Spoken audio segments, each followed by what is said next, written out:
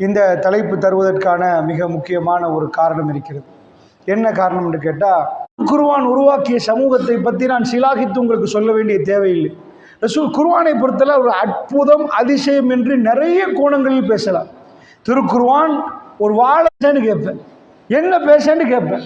அந்த அளவுக்கு காட்டுமிராண்டித்தனமான ஒரு சமூகம் என்று கேட்டிங்கன்னா, இந்த ஊரில் தன்னை பிள்ளைய கடத்தை நசுக்கி பொம்பளை பிள்ளையா இருந்தால் குழியை தோண்டி புதைச்சிட்டு வர்றவங்கலாம் இருக்கிறாங்கன்னு வைங்க.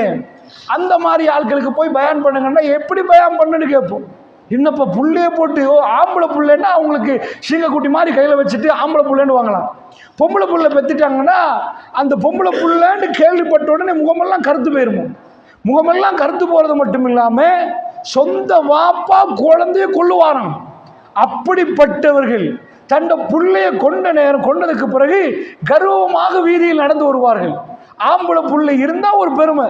அப்போ உலகத்தில் அடிமைத்தனம் இருக்குன்னு இறைவன் சொல்றான். இதெல்லாம் இறங்குற டைம்ல சில பேர் என்ன பண்ணுவாங்க, குடி ஹராமன் இன்னும் வரல, குடிச்சுட்டு தொழுகைக்கு வருவாங்க. அப்படி ஒரு சமூகத்தை மாற்றுவதற்கு உலகத்துள்ள எல்லா தலைவரையும் கூட்டி வருவோம். நீங்க மாத்துறீங்களான்னு ஒவ்வொரு ஆள்கிட்டையும் கேட்டு பார்ப்போம். எல்லாரும் செஞ்ச புரட்சியோடு தலைவன் இப்படி செய்ய இயலாது. யாரும் தலைவனை கொண்டாந்து நிப்பாட்டலாம், தலைவனுக்கு கட்டுப்பாடு கொடுக்கலாம். ஆனால் குர்ஆன் உருவாக்கிய ஒரு கூட்டத்தை பொறுத்தளவுல இது ரொம்ப பெரிய அற்புதம். ஏன் அற்புதம் என்றா, காட்டு மிராண்டிகள் என்று இருந்த கூட்டம் உலகத்தில் மனிதர்களுக்கு முன்மாதிரி என்று மாறினாங்க. ஏன்? ஆகப்பெரிய பாவம் செஞ்சவன் யாரு, ஆக மோசமானவன் யாரு, அப்படிப்பட்ட ஆள் ஃபிரௌன் எல்லாம் எடுத்து காட்டுறான். பாருங்க, 1 நம்பர் கொடுங்கோலையும் ரொம்ப மோசமானவன். இப்படி காட்டுற மாதிரி மனிதர்களை ஆக மோசமானவன் அல்லாஹ் யாரை சொல்றான் தெரியுமா? திருக்குர்ஆன் இறங்குற நேரம் உள்ள சமூகத்தை கொஞ்சம் நீங்க தான்பா. அவர் என்ன பண்றார்? லா இலாஹ இல்லல்லாஹ் முஹம்மது ரசூலுல்லாஹ் இவ்வளவு சொன்னார். 100க்கு 100% எந்த அரசியல்வாதிக்கு இல்லாத பவர் ரசூலுல்லாஹ்க்கு இருந்துச்சு. இது சொல்ல முன்னாடி 100க்கு 100 ஒரு தலைவர் வந்தாருன்னா அவருக்கு பாதி இருக்கும் பாதி இருக்காது. ஒரு 75 ஓட் போடுவாங்க, 25 எதிர்ப்பாங்க. பெருமானாருக்கு இஸ்லாத்துக்கு முன்னாடி 100க்கு 100 வாக்கு. யாரு கேட்டால் அல்லாமீன் ஷாலிக் அவர் போறாரு. அவ்வளவு பெரிய பேரோடு பெருமானார் இருந்தாங்க. அந்த பேர் ஒரு இரவில் மாறிச்சு. ஒரே ஒரு இரவில். விபச்சாரம் செஞ்சாரா, குடிச்சாரா, தப்பு பண்ணினாரா, ஒரு இரவில் மாறிச்சு. எல்லாம் 99.99 அவ்வளவு பேர் எதிர்த்தாங்க. அவர் சொன்ன ஒரு தத்துவம், லா இலாஹ இல்லல்லாஹ் முஹம்மது ரசூலுல்லாஹ் சொல்ற நேரத்தில் முன்னாடி நின்று வாப்பாட சொந்த சகோதரர். இதெல்லாம் கற்பனை பண்ணி பாருங்க. உங்க குடும்பத்தில் உங்க வாப்பாட சகோதரர், வாப்பா இல்லவங்க, அவர் நிற்கிறார். தப்பில்லை கியாமா நாசமா போகணும். இதுக்குதான் எங்களை கூட்டிங்களான்னு கேட்டார். இதுக்குத்தான் எங்களை கூப்பிட்டீர்களா? இந்த ஒரு கொள்கை அவர்களை தாங்க முடியாம போச்சு. அவ்வளவு பேரும் எதிர்த்தார்கள். அவ்வளவு பேரும் எதிர்க்கிற நேரம் ரசூல் ஸல்லல்லாஹு அலைஹி வஸல்லம் அதை தாக்கு பிடித்து பலமான எதிர்ப்புக்கு மத்தியில் ரசூலா சொல்றாங்களே, அப்பதான் அவர்கள் நிறைய வேலைகள் செஞ்சாங்க. பெருமானாருக்கு என்னெல்லாம் பண்ண இயலுமோ அதனால அல்லாஹ் சொல்றான், குந்தும் அலா ஷஃபா ஹுஃப்ரத்தி மினன் நார். நரகத்தில் போட்டா நீங்க தான் லாஸ்ட், நீங்க தான் நரகத்தில் கீழே. அவங்கள கொண்டு போய் எங்க வச்சான் அல்லாஹ்? சொர்க்கத்துக்கு மேல, சொர்க்கத்திலே மேல் மற்றும் உட்டத்தில் மேல ஒரு இடத்துல கொண்டு போய் வைக்கிறேன்டா. இதை நீங்க சொல்லுங்க. புத்திரத்துல எல்லாரையும் கூப்பிடுவோம், ரொம்ப மோசமான குடிபோதையில் உள்ளவனு கூப்பிடுவோம், விபச்சாரம் தான் தன் வாழ்க்கைன்னு சொல்றவனை கூப்பிடுவோம், தொழுகை இல்லைன்னு கூப்பிடுவோம். அவர்கள் நூற்றாண்டுகளாக அளவைக்கிற மனிதர்களாக, யுக புருஷர்களாக மாத்திரத்துக்கு ஒருத்தன் வரட்டும். நீங்க காட்டுங்க. இந்த தலைவர் மாத்துவார், ஐன்ஸ்டீன் மாத்துவார், இவர் தோமஸ் ஆல்வா எடிசன் மாத்துவார். அவருக்கு பல்பை கண்டுபிடிச்சாரு, அவர் இதை கண்டுபிடிச்சாரு. மனித உள்ளத்தோடு தொடர்பு கொள்வது ரொம்ப கஷ்டம். கணவனுக்கு மனைவியை மாற்ற இயலாது, மனைவிக்கு கணவனை மாற்ற இயலாது, 20 வருஷமா சொல்லி வளர்த்த புள்ளைய மாற்ற இயலாது. அப்படிப்பட்ட கட்டத்தில் எல்லாரும் ஒரே மாதிரி இருந்து ஒரே கூட்டமாக இருந்தார்கள். நீங்க நினைக்கிறீங்களா இந்த உலகத்தில் ஒரு ஆட்சி அமைக்கிறது லேசண்டு, ஒரு நாட்டை பிடிக்கிறது என்பது இலகுவான காரியம் என்று? ஒரு பெரும் ஆச்சரியம். இன்றைக்கும் வரலாறு ஆட்சியர்களுக்கு பதிலில்லாத ஒரு இன்றை திருக்குர்ஆன் உருவாக்குது. என்ன உருவாக்குது? இதை நீங்கள் புகாரியுடைய ஆரம்ப ஹதீஸ்களை பிரட்டி பார்த்தால் ஆச்சரியம். ஹிர்கல் மன்னன் அபூ சுஃபியானோட பேசின உரையாடல் ரொம்ப ஆச்சரியத்தை உண்டாக்கும். அரபிகள் என்றா யார் என்று வரும்? அப்படி ஒரு சைடுல பண்பு, ஒண்ணுமே இல்லாத ஒரு கூட்டம் உலகத்துக்கு பண்பு சொல்லி கொடுக்குது. 14 நூற்றாண்டுகள், 1400 வருடங்கள் தாண்டி இன்றைக்கு அவங்க பண்பை பார்த்து நேற்று நடந்ததுக்கு இன்றைக்கு அழலாம். நீ முதநாத்து உள்ள ஜனாசாவை போய் கண்ணீர் வடிக்கலாம். ஒரு 100 வருஷத்துக்கு முன்னாடி ஒருத்தர் புத்தகத்தில் மௌத்தா நான் சொன்ன அழுவீங்களா? நீங்க அதை சொன்னா நீங்க துடிப்பீங்களா? அது அழுதெல்லாம் முடிஞ்சாச்சுப்பா. 20 வருஷத்துக்கு முன்னாடி நடந்த அது அப்பவே அடக்கியாச்சு. இப்ப அது ஹெட்லைனா வராது, அது டாபிக்கா வராது. ஆனா பள்ளி பள்ளியாக இலங்கையில மட்டும் இல்லை, அமெரிக்காவில், பிரான்சில், ஜெர்மனியில் பேசுகிறார்கள். யாரை பத்தி? அந்த மனிதர்களை பத்தி. போட்டோ இல்லையா, ஒண்ணு இல்லையா. என்ன என்ன ஆச்சு அவங்களுக்கு? என்ன ஆச்சுன்னு கேட்டீங்கன்னா ஒரு பெரிய அற்புதமாக நடந்துச்சு. என்ன அற்புதம்டா, உலகத்தில் யாருன்றே தெரியாத ஒரு கூட்டம் நாளைக்கு ஆள வந்துட்டாங்களா. அவங்க தான் உலகத்தை ஆள போறாங்க. மைத்ரிபால சிறிசேன அவர்கள் ஜனாதிபதி ஆகிட்டு ஒரு ஸ்டேட்மெண்ட் கொடுத்தாரு. என்ன ஸ்டேட்மெண்ட்டா, ஜனாதிபதி ஆன பிறகு ஆரம்பத்தில் ஹெட்லெஸ் பேனால தான் சைன் வச்சாரு. எந்த ஜனாதிபதியும் செய்யாத வேலை. ஒரு 10 ரூபாய் ஹெட்லெஸ் சூட்டி எடுத்துட்டு அதில் சைன் வச்சாரு. சைன் வச்சு இப்படித்தான் அவர் ஒரு வித்தியாசமா நடந்தார். அதோட ஒரு பேட்டி கொடுத்தார். பிரஸ் கான்ஃபரன்ஸ்ல என்ன சொன்னாருன்னா, அதாவது அவர் ஒரு பேட்டி கொடுக்க, மக்கா மதீனா சவுதியை பொறுத்தல்ல அரசியல் என்பது அவர்களுக்கு சம்பந்தமே இல்லை. உலகத்தில் அவர்களால் எந்த ஒரு இடத்துக்கும் வரையறாது.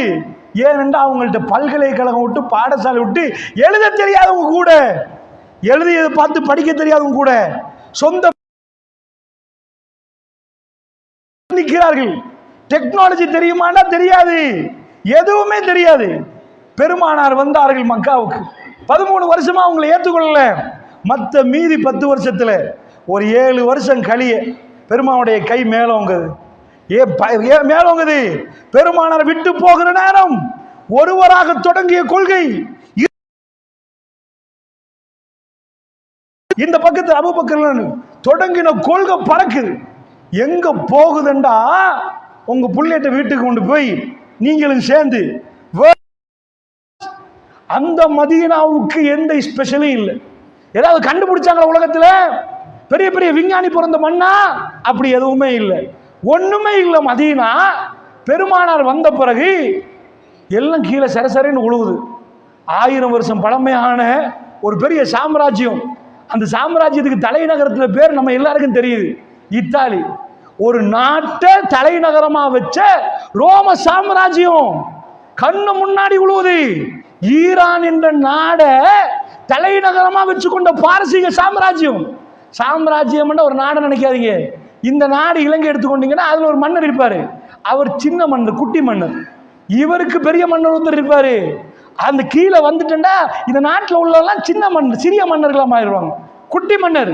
பெரிய மன்னருக்கு கீழே சின்ன மன்னர் உள்ளதுதான் இது. இப்ப எல்லாம் பார்க்க இயலாது. அதான் சாம்ராஜ்யம். அவன் மன்னர் பேர் அது ஜூலியஸ் சீசர், ஆகஸ்டஸ் சீசர். ஏன் பிப்ரவரி 28 வருவதுன்னு கேட்டா அந்த 2 மன்னரும், அதாவது 31 வரும், 30 வரும், 31 வரும், 30 வரும், இப்படிதான் வரணும். பிப்ரவரியில் இருந்து கலட்டி ஜூலியஸ் சீசர், ஆகஸ்டஸ் சீசர் 2 பேரும் உனக்கு 31 எனக்கு. அவன் என்ன பண்ண, தரையில போடல, ஹிரோஷிமால பாதியில கொண்டாந்து, வானத்திலிருந்து பாதியில கொண்டாந்து செதற விட்டான், வரிக்க விட்டான். வெடிக்க விட்ட உடனே ஹிரோஷிமா ஜப்பானுடைய வர்த்தக நகரங்கள் 10 எரியுது. நாகசாகில கொண்டாந்து போட்டான். உடனே ஜப்பான் உடனே சரணாகடி அடைஞ்சான். அமெரிக்கர்கள் நிப்பாட்டிங்க. பெருமானுடைய நுபுவத்துடைய ஆட்சி இந்த உலகத்துக்கு வந்து நின்றதுக்கு பிறகு தன் ராஜ்யத்தை அறிவித்தது. உலகம் சர சர சர என்று கீழே விழுந்தது. நம்ம நாடு கூட இந்த நாட்டில இருந்து எழுதி வச்சிருக்கிறாங்க, இது இஸ்லாம் சந்தித்தோம் எழுதி வச்சிருக்கிறாங்க. அவர் எங்களுக்கு நல்ல உபசரித்தார். இலங்கையில் இருந்து ஒரு மன்னர் ஒரு கூட்டத்தை அனுப்பி அவ்வளவு தூரத்துக்கு கேள்விப்பட்டுச்சு. வாட்ஸ்அப்லயா, பேஸ்புக்லயா, டிக்டாக்லயா, எதுல என்ன புரட்சி? மைக் போட்டாங்களா ரசூல்லா? எப்படி ஆரம்பித்தார்கள்? என்ன நடந்துச்சு? அது அப்படியே ஸ்ப்ரெட் ஆகி உலகத்தில் இன்றைக்கு 1 கோடியா, 2 கோடியா, 100 கோடியா, எத்தனை பேருடைய கல்விகளை கவர்ந்திருக்கிறது. எப்படி போச்சு? எல்லா மார்க்கத்தையோட மேலவங்க செய்வான்றான்ல அந்த சமூகம். அவன் ஃபெயிலான உடனே நல்லா படிச்ச ஒரு பிள்ளை, ஏதோ ரிசல்ட் கொஞ்சம் கம்மி ஆயிட்டு, அந்த கம்மி ஆகிற நேரம் அவன் ஃபெயிலாக பயம் இல்லை. ரிசல்ட் ஃபெயிலாக தானே பயப்படணும். ஃபெயிலானா அடுத்த வீட்டில் என்ன சொல்லுவாங்க, அவங்க என்ன பண்ணுவாங்க, இவங்க என்ன பேசுவாங்க, இதுக்கு பேர் போபியா. 3வது பாட்டுக்கு என்ன போபியா என்பது அது இஸ்லாத்தை கொண்டு போய் எங்க வச்சான் தெரியுமா? டேய் போபியா இது பயம், இவங்க மாறிடுவாங்க. ஏன் இவ்வளவு காலமா பயம் உடல்ல தெரியுமா? பயம் தெரியல தெரியுமா? 1924 வரைக்கும் அந்த பொடி ரசூலுல்லாஹி ஸல்லல்லாஹு அலைஹி வஸல்லத்துக்கு பிறகு அதுக்கு பிறகு முஸ்லிம்கள் கொஞ்சம் கொஞ்சமா குர்ஆன் விட்டு விலகினார்களே. அவங்களுக்கு என்ன வேணும் தெரியுமா? குர்ஆன் கிட்ட போயிடாது, முடிஞ்சு போச்சு. ஹிஜாப் உடுத்த பொம்பளை ஏன் பயம் தெரியுமா? சொல்லி கொடுக்க போறியே குர்ஆனை தொடுறா, இது வந்தா இவன் தான் உலகத்தில் அது நெருங்க விட்டா இவர்கள் தான் உலகத்தை ஆளுவார்கள். நான் சொல்லல, குர்ஆன் சொல்றது அவனுக்கே தெரியும். அல்லாஹ்வுடைய உதவி, அல்லாஹ் உங்களுக்கு உதவி செய்தால் உங்களை மிகைப்பவர்கள் யாரும் இல்லைன்றாங்க. நீங்க நம்ம உலகத்தில் ஆளக்கூடியவங்க. அல்லாஹ்வோட உதவி பெற அளவுக்கு நீ நின்றவை. உங்களை எவனும் கேட்காது. உலகத்தில் நீங்க தான் தெரிய நினைக்கிறீங்களா? இதெல்லாம் அது தெரியும். அல்லாஹ் அந்த வாக்கை நிறைவேற்றினான். பெருமானார் தன்னுடைய வாழ்க்கையில் இறுதி பயணம் போகிற நேரம், மக்களை கூட்டம் கூட்டமாக பார்த்த நேரம், இஸா ஜா நஸ்ருல்லாஹி வல் ஃபத், அல்லாஹ்வுடைய உதவியும் வெற்றியும் வருகிற நேரத்தில் ஒரு ஐத்தன்னாஸ யதுகுலூன ஃபீ தீனில்லாஹி அஃவாஜா, மக்கள் கூட்டம் கூட்டமாக நுழைவதை நபியை நீங்க பார்ப்பீங்க. பெருமானார் பார்க்கிறார்கள். தன்னுடைய கடைசி காலம், ஒரு காலத்துல பையத்து பண்றதுக்கு ஆள் இல்லை. இன்றைக்கு மன்னிப்பையும் சேர்த்து சுப்ஹானக அல்லாஹும்ம ரப்பனா வ பிஹம்திக அல்லாஹும்ம ஃபிர்லி என்று இதையே தொடர்ந்து ஓதி வந்தார்கள் என்று ஆயிஷா சொல்றாங்க. என்ன சொல்ல வர்றேன்டா, முஸ்லீம்களோட குர்ஆனை விட்டு தூரமாக்க இதுக்கு எவ்வளவு சல்லி செலவழிக்கலுமோ அவ்வளோ செலவழிச்சு. ஏய் நீங்க வச்சது என்ன, நாங்கள் இப்படி அடிச்சு அப்படி வரும். இவ்வளோ பெரிய டெக்னாலஜியை கையில் வச்சிருக்கிறோம், ஒரு பட்டன் அமுழ்த்துன்னு அங்கே போய் பட்டுரும். அப்படி கண்டுபிடிச்சி அரபிகள்லாம் முன்னேறி போய் உலகத்தை பிடிச்சாங்கன்னா ஓகே. அரபு நாட்டில் மாணிக்கம் கிடச்சி கோடி கோடியாக சல்லி கொட்டி, இப்போ இன்றைக்குள்ள இந்த ஒயில சொல்லலை, இதை மாதிரி ஏதாவது கிடைச்சி பணத்தால் ரோம பேரரசு எங்கே நிற்கிதுன்னா சிரியாவில் நிற்கிது, சிரியா போர்டரில் நிற்கிது. அதுக்கு மேலே வரல. ஏன்பா வரலன்னு கேட்டிங்கன்னா எட்டி பார்க்குறான், ரெண்டு பல்லரசும் சண்டை பிடிக்குது. இதை நீங்கள் சூறா ரூமில் போய்த்து பார்க்கலாம், 30வது அத்தியாயத்தில் போய் பார்க்கலாம். ரோமமும் பாரசீகமும் சண்டை பிடிக்கும். சண்டை பிடிச்சி அது பெரிய நியூஸ், அது பெரிய எட்டி பார்க்காமல் வல்லரசுகள் எட்டி கூட பார்க்காத ஒரு சமுதாயம். திருக்குர்ஆன் மெல்ல மெல்ல வானத்திலிருந்து இறங்க ஆரம்பிக்குது. அந்த அருள் மதீனாவை சூழ ஆரம்பிக்குது. இறைவன் அவர்களை நேசிக்க ஆரம்பிக்கிறான். மனிதர்கள் புனிதர்களாக மாறுகிறார்கள். அவர்கள் எங்களை கண்ணீர் குடும்பம் இன்றைக்கும் எங்களை அள வைக்கிறது. அவருடைய மனித பண்புகள் சுப்ஹானல்லாஹ். ஒரு தலைவர் கொண்டாந்து உட்கார வச்சுட்டு தலைவரை ஏற்றுக்கொண்டோம். யாரோ தெரியாத வர்றவரை பார்த்து, இந்த ஊர்லேருந்து வந்திக்கிறார், எங்கப்பா நீங்கள் ரத்னபுரம் சொத்துல பாதியை கொடுத்துடணும். சொந்த தம்பிக்கு 1 லட்சம் கொடுக்கறதுக்கு இந்த யோசனை, அவனுக்கு ஒரு 5 லட்சத்தை ஆபரேஷனை கொடுக்கறதுக்கு 1000 யோசனை குறைஞ்சிருமாண்டி. சொத்துல பாதியை கொடுங்கன்னா வந்தா வர்த்தானுக்கு எப்படி கொடுக்குறேன்னு கேட்பாங்க. பெருமானார் என்ன செஞ்சாங்க தெரியுமா? சரி, ஆட்சி அமைக்க பெருமானார் பெரிய ஒரு தங்கத்தை கொண்டாந்து பெரிய வயலெடுத்து வச்சு, நான் இப்போ ஆட்சி அமைக்க போகிற மதியம் நான் உடுத்த உடுப்போட ஒன்றுமே கொண்டாடாமல் உடுத்த உடுப்போட வந்து அவங்க மக்கள் பார்த்து நீங்க இருங்க என்று சொன்ன உடனே அந்த உடுப்போட வந்த ரசூலுல்லாஹ் மக்கால வந்து ஒரு ஆளை கூப்பிட்டு, மதீனால ஒரு ஆளை கூப்பிட்டு, நீங்க 2 பேரும் ஃப்ரெண்டு, 450 கிலோமீட்டருக்கு அங்கால உள்ள மக்கா, அவங்களை இங்க வந்தா அவர்களை உபசரித்த விதம் திருக்குர்ஆன் அழகா பேசுது. இவ்வளோ ஒரு அற்புதமான மனிதர்கள் எப்படி வருவாங்கன்னா மெஷின்ல போட்டு எடுத்தா பரவாயில்ல. அந்த அற்புதத்தை நீங்க பார்க்கணும்டா இது எங்களை விட அமெரிக்கர்களுக்கு தெரியும், வரலாற்று ஆசிரியர்களுக்கு தெரியும். திரும்ப முஸ்லிம்கள் குர்ஆனை நெருங்கக்கூடாது என்பதில் ஜாக்கிரதையாக நிற்கிறார்கள். அவர்களுக்குள்ள திரைப்படங்களை கொண்டு போவோம், அவங்களுக்குள்ள லிக்கரை கொடுப்போம், ஆல்கோஹால் கன்சப்ஷனை போடுவோம், ஆடை இல்லாத நிர்வாண படங்களை கொண்டு போய் சவுதியில் போடுவோம், அதுக்குள்ள நுழைப்போம். இவெல்லாம் போட்டும், இவன் கல்புல இறைவனை பற்றி வரக்கூடாது. வந்துட்டாண்டா உலகம் தன்னுடைய அறிவை இழந்து யோசிச்சு பார்க்கு. எந்த கட்டத்தில் இஸ்லாம் சாம்ராஜ்யத்தை அமைப்பதற்கு அதாவது அரபிகள் லாயக்கே இல்லை. ஏதாவது ஒரு குவாலிஃபிகேஷன் இருக்கணும். அது எதுவும் இல்லாமல் அமைத்தார்கள் என்றால் இறைவன் தன் வேதத்தை இறக்கின பிறகு அவங்க கல்புகள் மாறிச்சு. உலகத்தில் படித்தவர்கள் எல்லாம் பற்றி யோசிப்போம், அப்புறம் ஊடு கட்டத்தை யோசிப்போம். நிறைய ஆசையோடு உள்ளவங்க இன்றைக்கு பலஸ்தீன மக்கள்கிட்ட போய் கேட்டீங்கன்னா என்ன வேணும்னு கேட்டீங்கன்னா, ஊடெல்லாம் எரியுது, ரொட்டி அங்கே பாஞ்சு போய் ரொட்டிக்கு எடுத்துட்டு வயிற்று பசிக்கு போற நிக்கணுமே, புள்ளை கொடுத்துட்டு பசிதான் ரொம்ப முக்கியம். பசி கொடுமையில் உள்ளவர்கள், அவ்வளோ பெரிய பசி கொடுமையில் உள்ளவர்கள், அந்த கொடுமையை அனுபவித்தவர்கள் ஒரு காலமும் தான் பசியில் நிற்கிற நேரம் இன்னொருத்தருக்கு கொடுக்க மாட்டான், சான்ஸே இல்லை, நேவர். அது எனக்கு தெரிந்த அளவுக்கு அது சாத்தியம் இல்லை. நீங்க எப்பயும் கொடுப்பீங்க, நீங்க பசியில வாடி துடிக்கிற நேரம் கொடுக்க இயலாது. ஆனால் வரலாறு ஆச்சரியப்படுத்துது. ரசூலுல்லாஹ்வுடைய சபைக்கு ஒரு விருந்தாளி வருகிறார். விருந்தாளி வந்து அந்த காலத்தில் எழுதப்படாத ஒரு சட்டம் இருக்குது அரபுகள்கிட்ட. என்ன எழுதப்படாத சட்டம்? அரபுகள் பொதுவாக அவங்க வாப்பா வாப்பான்னு 10 தலைமுறைக்கு பேர் பாடமாக்கி இருப்பாங்க. எதுக்கு பேர் பாடமாக்குறாங்கன்னா அவங்களுக்கு லூசியில் சும்மா பாடமாக்குறது. அது எதுக்கு பாடமாக்குறாங்கன்னா அந்த குடும்பத்தை அறிமுகப்படுத்துறதுக்கு இன்னார் மகன் இன்னார் மகன் இன்னார் மகன்டா தூரத்தில் இருந்து வந்தவங்க அந்த ஏரியாவை கடந்து போவாங்க. ரெஸ்டாரண்ட் இல்லை, ஹோட்டல் இல்லை, வந்தவனுக்கெல்லாம் சாப்பாடு மக்காண்டு வைங்களேன். நான் மதீனாவுக்கு புகழை நாங்கள் அந்த காலத்திலேருந்து ஒரு குடும்பத்தை பழகிருப்போம். அப்போ பேரா சொன்னா இன்னா வாங்கன்னு வாங்க. இவங்க மக்காவுக்கு போனால் அங்கே தங்குவாங்க. அப்போ இவங்க விருந்தோம்பல் பண்ணுவாங்க, அவங்க விருந்தோம்பல் பண்ணுவாங்க. இதுதான் நடக்கு. இஸ்லாத்துக்கு போகிற மக்கள் சாரையாக ரசூலுல்லாஹ்வை பார்க்க வர்றாங்க. தூரத்துலேருந்து வர்றாங்க, ஒவ்வொரு கோத்திரத்திலிருந்து வர்றாங்க. வந்தவர்கள் ரசூலுல்லாஹ்வை சந்திக்க வந்தாங்க. பெருமானாரை கண்டு அசந்து போகிறாங்க. பெருமானாரோட பேசணும் பண்ணாங்க. அந்த இரவு தங்கணும் துடிக்கிறாங்க. அப்போ அவர்களுக்கு யாருமே மதீனாவில் தெரியாது. அவங்க வியாபார நிமித்தம் வரல, ஒரு குடும்பத்தை சந்திக்க வரல, ஹாத்தமுல் அன்பியாவை சந்திக்க வந்திருக்கிறாங்க. இது ரசூலுல்லாஹ்வுடைய விருந்தாளி. பெருமானார் பள்ளியில் எழும்புவாங்க, மக்களே என்னுடைய விருந்தாளி வந்திருக்கிறார். கண்ணியப்படுத்துறது யாருன்னு கேட்பாங்க. பள்ளிவாசல் தலைப்படுத்துகிற விதை என்ன தெரியுமா? பட்டினியில் நிற்கிற நேரம், உங்கள் வீட்டில் நிற்கிற யாராவது நீங்கள் பட்டினியே இல்லை, இன்றைக்கு உள்ளவன் வீட்டுக்குள்ளே நிற்கிற நேரம் ஏதாவது ஒரு பிஸாவை கொண்டாந்து வச்சுட்டான்னு வைங்க, உள்ள 4 பேர் அம்புட்டையும் திண்டு முடிச்சிடாம இருக்கணும். நாங்களும் ஒன்று டேஸ்ட் பண்ணணும், இன்னொருத்தர் கொடுக்க உள்ளவன் நினைக்கிறான். உள்ளவன் ஒரு பிரியாணியை கொண்டாந்து வச்சு அவ்வளோத்தையும் மேஞ்சிடக்கூடாது, நாங்களும் கொஞ்சம் எடுக்கணும்னு நினைக்கிறான். அந்த சிரித்தான். நேற்று இரவு நடந்தது எனக்கு தெரியும் அபூ தல்ஹா ஆண்டார்கள். இன்னமா நுதீமுக்கும் லிவஜ்ஹில்லாஹி லா நுரீது மின்கும் ஜஸாஅன் வலா ஷுக்கூரா. அவர்கள் எந்த தேங்க்ஸையும் யாரிடம் எதிர்பார்க்கவில்லை. தேங்க்ஸ் சொல்லுங்க பிரதர், எங்களுக்கு ஏதாவது கூலித்தாங்க பிரதர். இன்னமா நுதீமுக்கும் லிவஜ்ஹில்லாஹ், அல்லாஹ்வுடைய திருமுகத்துக்காக வேண்டி உணவு கொடுத்தார்கள். தங்களை வயிற்றிலே பட்டினி போட்டு இந்த மஸ்ஜிது நபவிக்கு வரக்கூடியவர்கள், என் மஸ்ஜிதுக்கு வரக்கூடியவர்கள் நீங்கள் கண்ணியப்படுத்தி விடுங்கள் என்றார்கள். அன்சாரிகளே இதை கண்ணியப்படுத்துங்கள் என்றார்கள். அல்லாஹ்வுடைய நல்லடியார்களே, வீட்டில் எதுவும் இல்லாமல் வருபவர்களை கண்ணியப்படுத்திய ரசூலுல்லாஹ். இது குர்ஆன் உருவாக்கிய சமூகம். அல்லாஹ்வுடைய நல்லடியார்களே, உலகத்தில் இந்த பாடத்தை எந்த பல்கலைக்கழகத்தாலும் வந்து நிற்கிறான், கிளப் வழியில் திரிகிறான் அமெரிக்காவில்.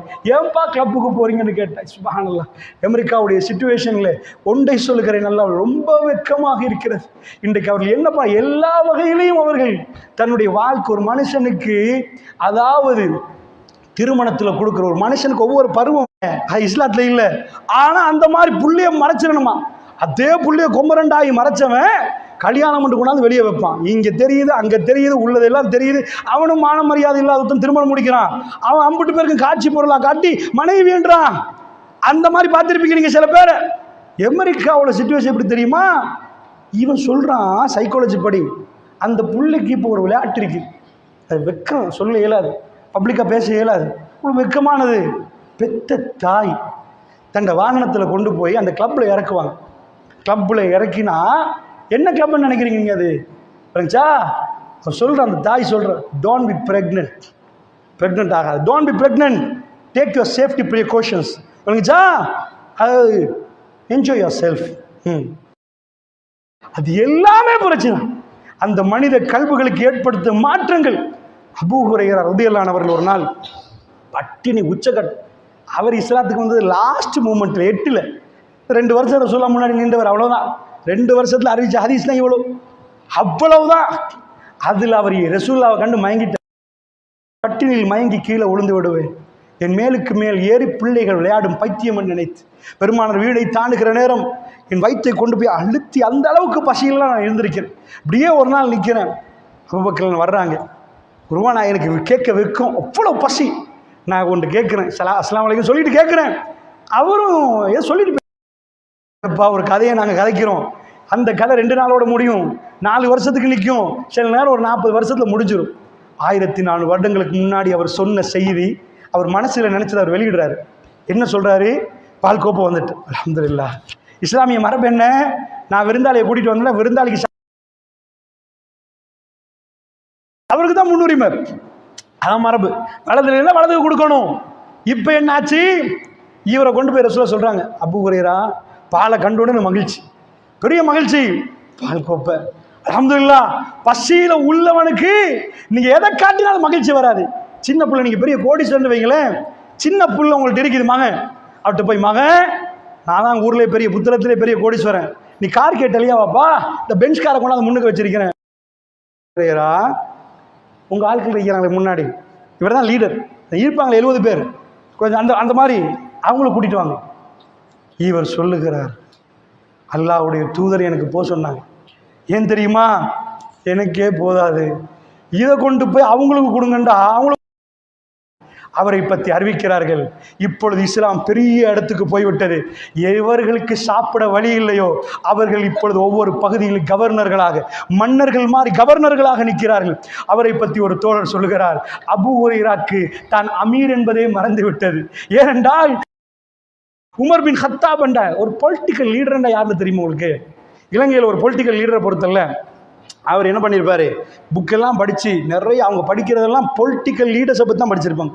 முழுக்க இதுக்கு முன்னாடி உள்ள லீடர்ஸ் எல்லாம் படித்து தண்ட பர்சனாலிட்டி அதை மாதிரி மாற்றுவாங்க. காந்தி ஃபேமிலி பெரிய சல்லிகார ஃபேமிலி, இந்தியாவில் பெரிய ஃபேமிலியில் போனதுக்கு எங்களுக்கும் சில நேரம் பணம் வராதுன்றெல்லாம் சொல்லுவாள். என்ன சாப்டர்ண்டா, இங்கே உள்ள தலைவர்கள் மகமால இப்போ மாதிரி இல்லை. இப்போ கூட்டு ரஷ்யாவுக்கு அனுப்பி டாக்டராக்கி எடுத்துடலாம், சீட்டு கிடைக்கல, ஒரு அளவு படித்தா அனுப்பியாச்சு அங்கே டாக்டர். சிம்பிளாக்கலாம். இன்றைக்கு படிப்பு அந்த அளவுக்கு, சாதாரண வீட்டில் ஒரு காணியை விட்டா அனுப்பி எடுத்துடலாம். 50 லட்சம்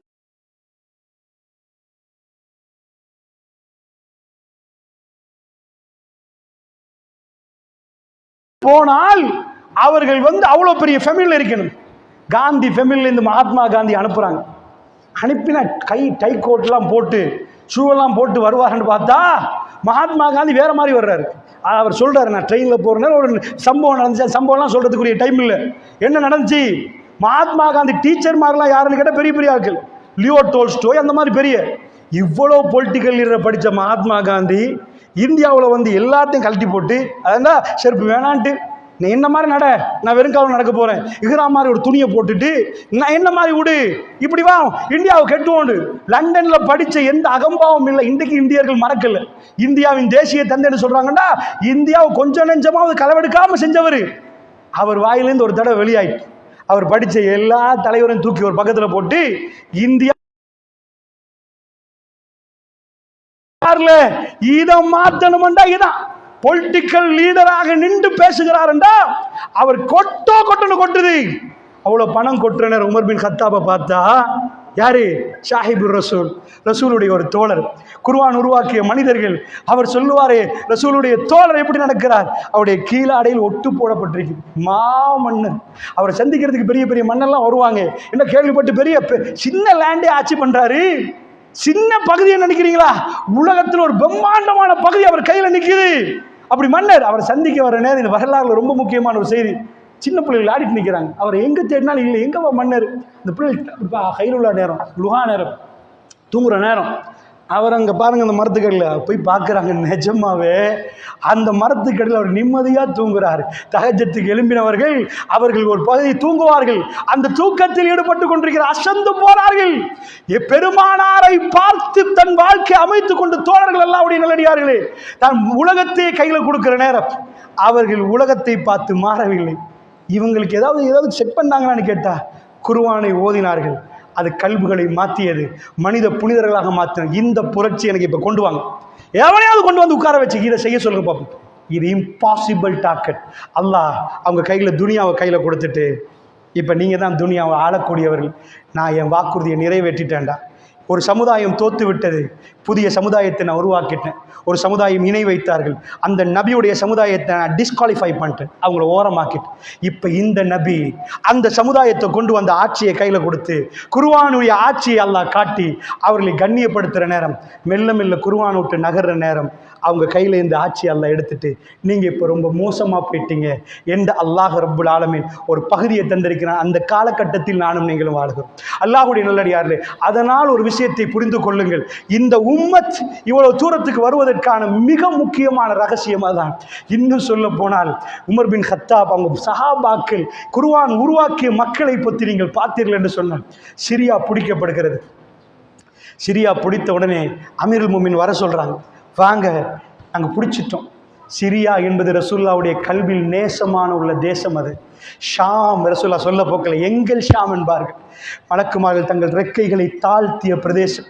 இப்ராஹிம் நபி உட்பட எக்கச்சக்கமான நபிமார்கள் மிதித்த பள்ளிவாசல் மஸ்ஜிதுல் அக்ஸா போச்சு. கருப்பரெல்லாம் கோவிட் டைமில் மாஸ்க்கும் போடலை, ஒன்றும் போடலை. கோவிட் அவுட் பிரேக்கில் அவங்க வெளியே வந்து நின்று எங்களில் ஒருத்தனை கொண்டாண்டு. ஏண்டா கொண்டாண்டு? வெள்ளை கருப்பர் வித்தியாசம் இன்றைக்கும் இருக்கு. You black and one, you black. அதிசயத்தில் அதிசயம் ஒபாமாவை கொண்டு போய் ஒயிட் பேலஸில் வச்சான். தண்ட வீட்டுக்கு ஜனாதிபதி மாளிகைக்கு பிரசிடென்ட் ஹவுஸில் அமெரிக்காவுக்கு பேர் White House. We are white என்பார்கள், நாங்கள் வெள்ளை என்பார்கள். வெள்ளையம் வேற, நீங்க வேற என்பார்கள். குடி அந்த ஊர்ல உள்ள ரெட் இண்டியன்ஸ் தள்ளி விடுவாங்க. நீ கருப்பு போயா, வெள்ளையம் உலகத்தை ஆட்சி பண்ணுவாங்க அப்படின்பாங்க. அரபி அது நீங்க எங்க இருந்து எடுத்தாலும் அரபிகள் கல்புல அல்லாஹ் அருள் புரிந்த கூட்டத்தை தவிர அவங்க கல்புல ஊண்டி இருந்தது அது அரபிகள். நாங்க அப்படி இருந்தாங்க. அப்படி இருந்த அரபிகள்ல எல்லாரும் நிக்கிற நேரம் ஒரு ஆள் ஒப்ஜெக்ஷன் பண்ணல. கருப்படிமைகள் எடுத்து விற்பாங்க. வித்தவனுக்கு என்ன பெருமதி? வீட்டுக்கு வாஷிங் மிஷினை கொண்டாந்துட்டீங்கன்னா அந்த வாஷிங் மிஷினை நீங்கள் எப்பயும் போடலாம். இதை மாதிரி வித்த பிலால ஃபத்து மக்கா நேரம் மக்கா காபத்துல்லா ரசூலுல்லா அதில் என்ன தெரியுமா? வாழ்க்கையில் நிறைய கட்டங்கள் அவரால் மறக்க முடியலை. ரசூலுல்லாவுடைய வஃபாத்தை கேள்விப்பட்டு அவருக்கு தாங்க முடியலை. கலீஃபாக்கள்கிட்ட போய் கெஞ்சினார், எனக்கு ரசூலுல்லாவுடைய ஊரை விட்டு மதீனத்து நபியை விட்டு என்னை அனுப்புங்கண்டார். என்னை வெளியே அனுப்புங்க, என்னால் ரசூலுல்லாவுடைய ரவுதாவை கடக்க முடியலண்டார். என்னால் முடியலண்டார். அதை தாண்டி முடியல. அவ்வளோ கஷ்டப்பட்டார். எந்த கலீஃபாவும் அபூபக்கருக்கு அனுமதி கொடுக்கல. நீங்கள் இங்கே தான் இருக்கணும்ட்டார். உமர் பின் கத்தாப் அவர் ஒரு விஷயம் சொன்னார், எனக்கு யார் நான் இதுக்கு பிறகு அதான் சொல்ல ஏழான் ரசூலுல்லாவுக்கு பிறகு என்ன அந்த அழைப்பை விடுகிறார். இன்றைக்கு சந்தோஷமான நாள். என்ன செய்யணும்? எங்களுக்கு ஒரு ஊடு கட்டினா எவ்வளவு கொண்டாடுவோம். நாட்டைய பிடிச்சா எப்படி கொண்டாடணும்? ஊட கட்டினா எவ்வளவு கொண்டாடுவார்கள். எல்லாரும் மகிழ்ந்து கொண்டாடணும். அவங்களுக்கு குடிக்க தெரியாதா? குடி என்ற பாடத்தை அவங்க எங்களுக்கு நடத்துவாங்க. அவங்களுக்கு விபச்சாரம் தெரியாதா? அவர்கள் அதில் PhD முடிச்சவங்க. ஏன்னா அதுதான் அவங்க வாழ்க்கை. அதாவது உலகத்தில் எதில எல்லாம் என்ன எப்படி இன்பம் இருக்குன்னு அவங்க தெரிந்தவர்கள். அது எதிலையும் போகாதவர்கள், அல்லாஹ்வுடைய பாதையில் நிற்கிறவர்கள். பிடித்த நாள் அவர்களை தேம்பி தேம்பி அள வைத்தது என்று சொன்னால் இதுதான் குர்ஆன் செய்த புரட்சி. இந்த புரட்சி நம்ம வீட்டில் உங்கள் வீட்டில் நடக்கணும்டா குர்ஆனை கொண்டு போம். அல்லாஹ்வில்லையார்களே, குர்ஆனை கொண்டு போம். இது ஒரு இன்ட்ரடக்ஷன் செஷன் மாதிரி தான் நான் செய்தேன். குர்ஆனுக்குள்ள ஒவ்வொரு ஆயத்தையும் விரிவாக நான் உங்களோட பேசவில்லை. அது செய்த புரட்சி மேலோட்டமாக பேசினேன். இவ்வளவு பெரிய புரட்சி செய்த குர்ஆன் எங்கள் வீடுகளில் நாம் வாழ வைக்கவில்லை. அல்லாஹ்வில்லையார்களே, அதை சாகடிக்க பார்க்கிறோம். அதில் உள்ளவைகள் எல்லாம் நம்மளை கண்ணீர் வடிக்க வைக்கணும். அதை நிஜமாக பக்கத்தில் பிள்ளைகள், சின்ன பிள்ளைகள், அழகான பிள்ளைகள் சுத்தி சுத்தி வருவார்கள். அப்படி ஒரு ரசனையோடு உங்களுக்கு வாழலாம் என்று குர்ஆன் சிலாகிக்குது. அது நேரம் சந்தோஷப்படுவதற்கும் மறுமையை பற்றி நரகத்தை பற்றி வர நேரம் அச்சப்படுவதற்கும் எங்க கல்வி குர்ஆனை நம்பணும். அல்லாஹ்வுடைய நல்லடியார்களே, அந்த நம்பிக்கை நமக்குள் வந்தால்தான் இந்த மாற்றம் நடக்கும். அல்லாஹ்வுடைய நல்லடியார்களே, அதனால் அல்லாஹ் வபில் ஆகிரத்திஹும் யூகினூன் என்கிறான். அல்லாஹ் அவர்கள் ஆகிராவை யூமினூன் என்று அல்லாஹ் சொல்ல நம்புவார்கள் என்று சொல்லி யூகினூன் உறுதியாக வாழ்ற மாதிரி. ஆகிராண்டா இப்ப வாழ்ற மாதிரி நினைப்பார்கள். மறுமையண்டா இப்ப நிக்கிற மாதிரி நினைப்பார்கள். அல்லாஹ்வுடைய சன்னிதானத்தில் முன்னாடி நிக்கிற மாதிரி. ரப்புல் ஆலமீனுக்கு முன்னாடி மனிதர்கள் நிற்பாங்கன்னா அவங்க தேம்பி தேம்பி அழுவாங்க. இப்ப அவங்க ரப்புல் ஆலமீன் முன்னாடி நிக்கிற மாதிரி ஃபீலிங் வரும். அல்லாஹ்வுடைய நல்லடியார்களே, வஜா ரப்புக வல் மலக்கு ஸஃபன் ஸஃபா, மலக்குமார்கள் அணிவகுத்த ரப்பு வருவான் என்றால் அவர்கள் நடுங்குவார்கள். ரப்பு வருவானா? மலக்குகள் அணிவகுத்து நிற்காது. எப்படி நிற்கும்? எப்படி விசாரி போகிறார்கள்? இந்த உணர்வு அவர்களுக்குள் வரும். அல்லாஹ்வுடைய நல்லடியார்களே, ரசூலுல்லாஹ் பேசுகிற நேரம் அவர்கள் கண்களால் கண்ணீர் ஓடும். ஏன்? மறுமையில் வெற்றி கண்டவர்கள் என்று சொல்லப்பட்டவரும் தேம்பி தேம்பி ஏன் அழுதார்கள் தெரியுமா? விலகிச் செல்கிற நேரம் இந்த உலகத்தில் எந்த மனிதனுக்கும் இதுக்கு பிறகு செய்ய முடியாத மிக பெரும் புரட்சியாளராக மாறியிருந்தார்கள். அவர் சொன்னார், இது நான் செய்த புரட்சி அல்ல, வஹி வமா யந்திகு அனில் ஹவா இன் ஹுவ இல்லா வஹி யூஹா. அவர் எதையும் அனுபவிச்சபடி பேசவில்லை. வஹி, இது 7 வானத்திலிருந்து வந்த ஆக அற்புதமான வஹி. இதை கொண்டு போய் சேர்க்கணும். வபில் ஆகிரத்தியும் யூகினூன், அவர்கள் உறுதியாக ஆகிராவை நம்புவார்கள். உதவி கூரையை பிளந்து கொண்டு எங்கள் வீட்டுக்கு வரும். அன்றைக்கு நாம் நிம்மதியாக இருப்போம். இந்த பூமியை விட்டு நிம்மதியாக பிரிவோம். அல்லாஹ்வுடைய நல்லடியார்களே, அப்படிப்பட்ட நல்லடியார்களாக நாம் மாற வேண்டும். திருக்குர்ஆன் உருவாக்கிய இந்த சமூகத்தை வெறும் சிலாகித்து படிப்பது மட்டும். நான் நிறைய சஹாபாக்களுடைய வரலாறு உங்களுக்கு முன்னாடி எடுத்து வைக்கல. உங்களுக்கு தெரியும், ஒரு அறிமுறையாக சொன்னேன். குர்ஆனின் பெருமதி நாம் புரியணும். புரட்சிமிக்க கூட்டம் என்றா அது எவ்வளோ அற்புதமாக புரட்சி செஞ்சிருக்கென்று புரிந்தால் அதை தொடுகிற நேரமே எங்களுக்குள் ஒரு கண்ணியம் வரும். ரப்புடைய வேதத்தை ஓதுகிற நேரம் நாம் மிக பெரும் மரியாதையோடு நடந்து கொள்வோம். அதை சுமக்க தயாராகுவோம். அவனுடைய வார்த்தைகள் நம்மளை தேம்பி தேம்பி அள வைக்கும். பெரும் வளர்ந்த மனிதர்கள் தன் பிள்ளைகளை புதைக்கிற நம்ம அழாதவர்கள் திருக்குர்ஆனுடைய ஆயத்துகளுக்கு வஜ்லத் குலூபுகும் கல்புகள் நடுங்கும். அவருடைய கண்கள் தேம்பி தேம்பி கண்ணீரையும் மல்க வைக்கிற அளவுக்கு அற்புத வரிகளை அல்லாஹ் எங்களுக்கு நசீகத்தாக சொல்லியிருக்கிறார். அப்படிப்பட்ட அவைகளை அங்கே சின்னத்தில் 6 மணி ஆனால் இந்த டிவியில் இந்த சேனல் ஒன்றுமில்ல ரூபாய் ஐடிஎம் தான் இருந்துச்சு. அப்போ ஆஃப் பண்ணிடுவாங்க. 6 மணிக்கு போட மாட்டாங்க. ஆஃப் பண்ணினா வீடுகளில் குர்ஆன் ஓசை கேட்கும். அப்பொழுது படித்தவர்கள் மார்க்கத்தை விளங்கியவர்கள் ரொம்ப கம்மி. ஆனால் குர்ஆனை ஓதினார்கள். இப்பொழுது ஓதுகிறவர்கள் ரொம்ப கம்மியாகிறார்கள் என்று சொல்லுகிற அளவுக்கு குர்ஆன் ஓதுகிற இளைஞர்கள் எங்கே பார்த்தீங்களா? வாழ்க்கை என்று இந்த உம்மத்தை சேர்ந்த ஒருவர் சொன்னால் நெஞ்சி வெடித்து விடும் அல்லாஹ்வுடைய நல்லடியார்கள். அப்படிப்பட்ட இளைஞர்களும் யுவதிகளும் பறிப்போய் கொண்டிருக்கிறார்கள். அவருடைய கல்புகளில் western life is the best life என்று சொல்கிற அளவுக்கு அவர்கள் இதை மறுக்கிறார்கள். வெஸ்ட் என்று அவர்கள் போகிறார்கள் என்றால் அல்லாஹ்வுடைய நல்லடியார்கள் பொறுப்பு என்ன? இந்த இரவில் முடிவு செய்வோம். இந்த இரவு நமக்கு தீர்மானிக்கக்கூடிய இரவுகள். திரும்ப திரும்ப சொல்கிறேன், நான் அடிக்கடி சொல்கிறேன், எனக்கும் உங்களுக்கும் தரப்பட்ட நாட்கள் மிக குறுகிய நாள். ஒரு ஆளுக்கு 10,000 நாள், ஒரு ஆளுக்கு 15,000 நாள், ஒரு ஆளுக்கு 7,000 நாள். இவ்வளவுதான். 7,000 நாள்ண்டா ரிஸ்க்கு 7,000 நாளைக்கு இருக்குது. ஃபைனல் ரிஸ்க் முடிஞ்சால் 25 வயசில் நீங்கள் போகணும். இன்றைக்கு நாம் ஒரு நாளை கழிச்சிடணும். போன வெள்ளியிலேருந்து இந்த வெள்ளிக்கு 7 நாள் குறைக்கணும். அல்லாஹ் தந்த 7,000 நாள் இப்போ எத்தனாயிரம் நாள் கழிச்சிட்டோம். நீங்கள் தர்மம் கொடுத்தீங்கன்னா குறைஞ்சிரும், திரும்ப சம்பாரிச்சுட்டா கூடிரும். இந்த நாட்களை திரும்ப புதுப்பிக்க இயலாது. போன நாட்கள் போய்விட்டது. அதுக்கு பிறகு கபருக்கு நாங்கள் நெருங்குறோம். இன்றைக்கென்ற நாள் நேற்று நாள் நாங்கள் கணக்கெடுத்தா எங்களுக்கு 7,001 நாள் இருந்துச்சுண்டா மூத்தாகிறதுக்கு. இப்போ 7,000 நாள் நாட்களோடு இருப்பீங்க தெரியல. சகோதரர்களுக்கு இன்றைக்கு ஒரு 6 மாதம் 4 மாதம் இருக்குன்னு நினைக்கிறேன். பள்ளிவாசலுக்கு ரத்மல்யாய அந்த பள்ளிவாசலுக்கு வர்ற நேரம் ஒரு சகோதரர் வந்தார். என்னோட வந்து அவர் நின்று எனக்கு ஃபோட்டோ எடுத்தார். அவருடைய மகன், சின்ன மகன் தோப்புடு பாட்டி வச்சு என் பக்கத்தில் எடுத்தார். எனக்கு இது ஞாபகம் இல்லை. ஆனால் அவர் ஃபோட்டோ எடுத்து ஒரு மாதம் ஆகலை. வாட்ஸ்அப்புக்கு ஒரு ஃபோட்டோ வருது, ஜனாசா. அந்த ஃபோட்டோவுக்கு கீழே இனியோட எடுத்த ஃபோட்டோ, புள்ளியோட எடுத்த ஃபோட்டோ அவங்க வீட்டார்கள் அனுப்புகிறாங்க. உங்களோட லாஸ்ட்டாக எடுத்த ஃபோட்டோ ஃபோனில் இருந்துச்சு. அவங்க மகன் இப்படி சின்னது, ஒரு 5 வயசு வரைக்கும். அவருக்கு தெரியாது அவர் மௌத்தாகுவர். தெரிஞ்சிருந்தால் அவர் ஃபோட்டோ எடுப்பாரா? அவர் சாப்பிடுவாரா? எனக்கு இன்னும் வாழ்க்கை இருக்குன்னு நினச்சிருப்பார். ஆனால் அவர் நினைத்திருக்க மாட்டார், இன்னொரு 1 மாதத்தில் 2ஆம் தேதி இந்த உலகத்தை விட்டு போகிறேன் தன் மகனை பக்கத்தில் வச்சு என் மகனோட எடுங்க என்று சொன்னார். அப்படி எடுத்தவரை நான் ஜனாசா கஃபன் செய்யப்பட்ட ஃபோட்டோவை எனக்கு அனுப்பியிருந்தார். இவர் மௌத்தாகி விட்டார் என்று. அல்லாஹ்வுடைய நல்லடியார்களே, பேசுகிற எனக்கும் கேட்குற உங்களுக்கும் உத்தரவாதம் இல்லை. எந்த மண்ணில் எப்போ மௌத்தாகுவோம் என்று சூஸ் பண்ணுவதற்கு அதிகாரம் இல்லை, பிறப்பதற்கு அதிகாரம் இல்லை. நாம் யாருடைய வயிற்றில் பிறக்கணும் என்று எங்களால் சூஸ் பண்ண இயலாது. எந்த மண்ணில் வாழுவோம் என்று எங்களால் சூஸ் பண்ண இயலாது. எதை சாப்பிடுவோம் என்று எங்களால் தெரியாது. எந்த மொழி பேசுவோம் என்று எங்களுக்கு தெரியாது. ரப்பு எழுதி வைத்து விட்டான் என்றால் சரியான முடிவை கொடுத்தவர்கள் அவருடைய வாழ்க்கையின் பக்கங்களை பிரட்டி உலக வாழ்க்கையை முடித்து விட்டார்கள். அவர்கள் எங்களை தேம்பி தேம்பி அளவைத்து விட்டார்கள். மனித புனிதர்கள் என்பதை அவர்கள் நிரூபித்து விட்டார்கள். அஸ்ஹாபு நபி என்றால் யார் என்பதை காட்டி விட்டார்கள். அவர்களை பற்றி சொல்கிறான், ரிஜாலு மினல் முஃமின் ஸதகு மா அஹதுல்லாஹ் அலைஹி. மனிதர்கள் சிலர்கள் இருக்கிறார்கள், அல்லாஹ்வுக்கு கொடுத்த உடன்படிக்கையில் அவர்கள் ஸதகு மா அஹதுல்லாஹ் அலைஹி வமின்ஹும் மன் கலா நஹ்பஹு வமின்ஹும் மன் யன்தஸிர் வமா பத்தலு தப்தீலா. அல்லாஹ் சொல்கிறான், சில மனிதர்கள் அல்லாஹ்வுடன் உடன்படிக்கை செய்து கொண்டார்கள், அந்த உடன்படிக்கை உண்மைப்படுத்தி விட்டார்கள். எந்த உடன்படிக்கை ரசூலுல்லாஹ்வை காப்பாற்றுவோம், எந்த பிரச்சனை பேசுகிறது என்றால் அந்த மனிதர்கள் கூட்டத்தில் நானும் எங்கள் குடும்பத்தாரும் சேர வேண்டும் என்றால் அல்லாஹ் ரப்புல் ஆலமீன் எனக்கும் உங்களுக்கு அந்த வாய்ப்பை தர வேண்டும் என்றால் வேற ஒரு வேளையும் இல்லை. அல்லாஹ்வுடைய வீட்டில் போய் குர்ஆனை ஓதுங்கள், அல்லாஹ்விடம் கேளுங்கள், மற்றதெல்லாம் அல்லாஹ் செய்வார். படிக்காத ஒரு சமூகத்துக்கு உலகத்துடைய ஆட்சியை கொடுத்து கௌரவித்த அல்லாஹ்வுக்கு உங்களுக்கு செய்வது பெருசல்ல. இதுக்குரிய வேற